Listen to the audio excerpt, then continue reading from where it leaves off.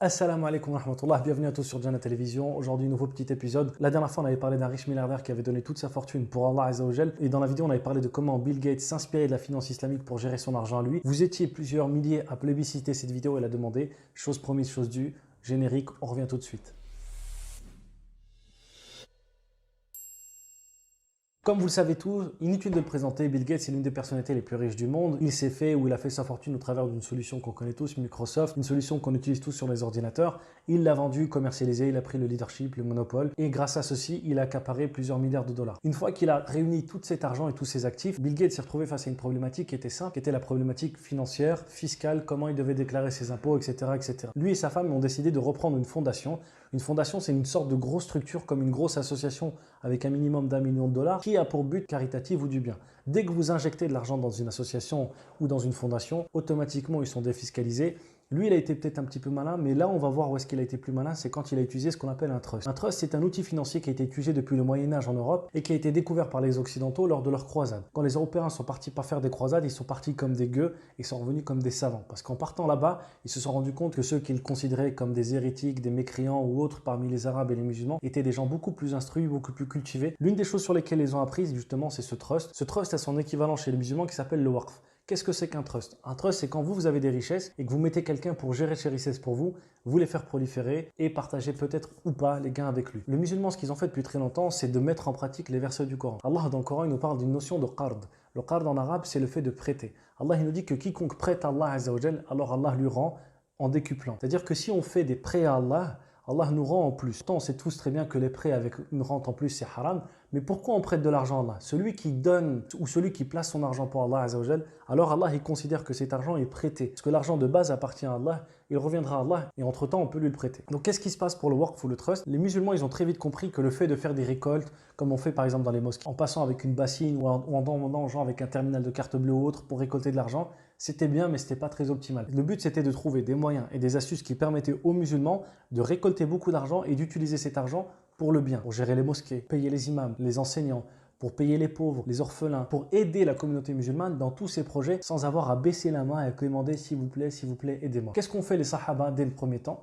Plutôt que de donner de l'argent, ils ont donné des produits d'investissement. Uthman ibn Affan parmi eux, le premier, Abdurrahman ibn Auf et beaucoup d'autres, ils ont donné des terres agricoles ou des biens qui apportaient une forme de capitalisation. Plutôt que de donner par exemple 1000 euros, ils donnaient une terre qui valait 1000 euros et cette terre-là, chaque année, les fruits qui sortaient de cette terre-là et les récoltes, elles étaient revendues et l'argent qui en était revendu était utilisé pour les biens des musulmans. Donc plutôt que de donner une fois de l'argent, eux, ils ont donné quelque chose qui donne de l'argent pour toujours. Cette forme d'investissement, c'est ce qu'on appelle le waqf. Et c'est exactement ce qu'a fait Bill Gates dans sa fondation avec le trust. Plutôt que de mettre les 50 milliards qu'il avait à investir dedans, il les a mis dans un trust, il a acheté des actions boursières avec ceci et les dividendes qui étaient générés par ces actions boursières, les bénéfices, il les reversait à des projets associatifs. Après, les projets sont très discutables pour lui, mais bien évidemment, ce n'est pas un musulman. Là n'est pas la question, le but ce n'est pas de faire son éloge, mais simplement de se rendre compte que ces gens-là s'inspirent des choses qui font partie de nous et des choses que nous-mêmes, nous ne connaissons malheureusement plus. Le waqf dont on parle est tellement puissant pour vous dire que les savants musulmans, à chaque fois qu'ils parlent de finance, ils l'évoquent,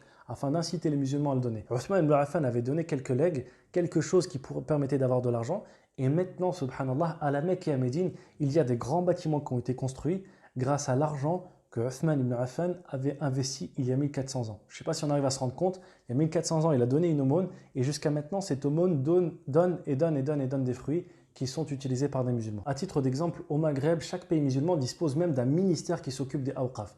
C'est-à-dire que ces waqf ont généré tellement d'argent et de richesses qu'il faut un ministère en entier qui va gérer ces millions d'argent qui ont été faits. Même pour vous dire, les ancêtres des ancêtres de nos ancêtres, quand ils partaient depuis le Maghreb ou depuis l'Afrique noire, jusqu'à la Mecque ou Médine, souvent c'était un voyage qui était extrêmement périlleux, qui mettait plus d'une année. Pour y arriver, certains d'entre eux se faisaient détrousser leur argent ou n'avaient pas assez d'économie pour soit finir le voyage ou soit faire le voyage retour. Qu'est-ce qu'ont fait nos ancêtres? Ils se sont tous réunis, ils ont tous mis de l'argent dans un pot commun, ils ont acheté une grande palmeraie à Médine et de cette grande palmeraie, ils ont dit à chaque fois nous allons vendre les dattes de ces palmeraies et l'argent qui sera vendu année après année servira aux futurs pèlerins. Donc comme ça, même si 100 ans plus tard ou 50 ans plus tard ou 200 ans plus tard, on a un musulman qui arrive pour faire le hajj, qui vient du Maghreb, qui est arrivé de très très loin, qui arrive et qui n'a plus d'argent, il peut se servir dans cette caisse. Fi sabilillah. Imaginez-vous la mentalité comment les musulmans y voyaient très très loin à l'époque. Maintenant, ce waqf existe encore. En 2021, l'argent qui a été donné par ces musulmans il y a plusieurs centaines d'années fait encore des bénéfices. Et les bénéfices sont reversés aux étudiants maghrébins qui étudient à la Mecque ou à Médine et qui ont besoin d'un petit peu d'argent. Donc entre guillemets, il y a plusieurs centaines d'années des gens ont donné et jusqu'à maintenant, on a des gens qui profitent et peut-être jusqu'au jour dernier. D'ailleurs, le prophète sallallahu alayhi wa sallam, dans un hadith authentique, il nous a donné un très beau conseil.